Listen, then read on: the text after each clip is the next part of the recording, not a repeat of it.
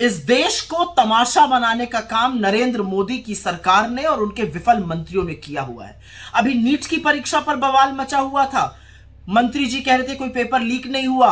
अब जो आरोपी गिरफ्तार हुआ है उसने साक्ष्य और सबूत देखकर बताया कैसे कैसे पेपर लीक हुआ था 35-35, 40-40 लाख रुपए में। और अभी 2 दिन पहले यूजीसी नेट की जो परीक्षा हुई थी उसका भी पर्चा लीक हो गया और उसको रद्द करना पड़ा। इस देश की 60% आबादी 35 साल से उम्र में कम है। ये सारी चीजें युवाओं के साथ एक भद्दा मजाक खिलवाड़ है। उनके भविष्य पर एक बहुत बड़ा प्रश्न चिन्ह लगाता है। असलियत तो यह है कि पिछले 5 साल में 43 भर्ती परीक्षा रद्द हुई है, जिससे प्रभावित करीब 1,75,00,000 युवा बेबस हैं, मजबूर हैं और गुस्से में हैं। पर ऐसा क्यों होता है कि क्या सरकार ने इससे पहले परीक्षाएं नहीं कराई हैं? परीक्षा होती थी इस देश में, परीक्षा लीक नहीं होती थी, लोग परीक्षा देते थे, किसी का सिलेक्शन होता था, किसी का नहीं होता था, नौकरियां भर दी जाती थी। लोग बेरोजगार हैं और उसके बाद जब परीक्षा देने जाते हैं तो परीक्षा लीक हो जाती है। असल में मोदी जी के और उनके मंत्रियों को कोई फर्क ही नहीं पड़ता। उनके बच्चे बड़े बड़े फॉरेन यूनिवर्सिटीज में पढ़ते हैं, उनको क्या फर्क पड़ता है आपके बच्चे गाजर मूली की तरह भरकर जाएं, परीक्षा दें, पेपर लीक हो जाए।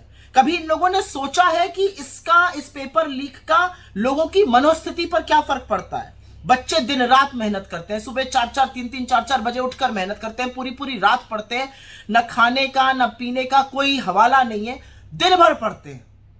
माँ बाप एक रात की रोटी कम खाते हैं कि बच्चा पढ़ जाए, फीस इतनी बढ़ा दी गई है। कोचिंग सेंटर का अपना अलग ही तमाशा है।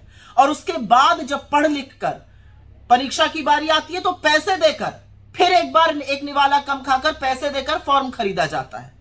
बच्चे गाजर मूली की तरह परीक्षा वाले दिन भेड़ बकरी की तरह ट्रेनों में, बसों में लद कर जाते हैं, परीक्षा देते हैं। परीक्षा अच्छी हुई बुरी हुई वो एक तरफ है, लेकिन फिर पता चलता है पेपर लीक हो गया।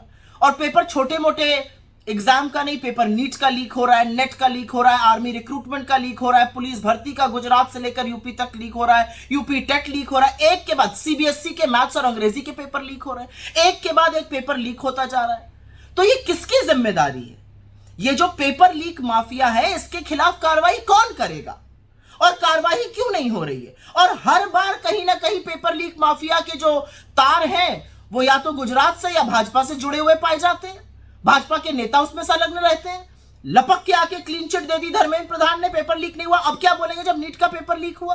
24 लाख बच्चे वहां पर, यूजीसी नेट में 10 लाख लोगों ने इम्तिहान दिया। कौन जिम्मेदार है इन चीजों का?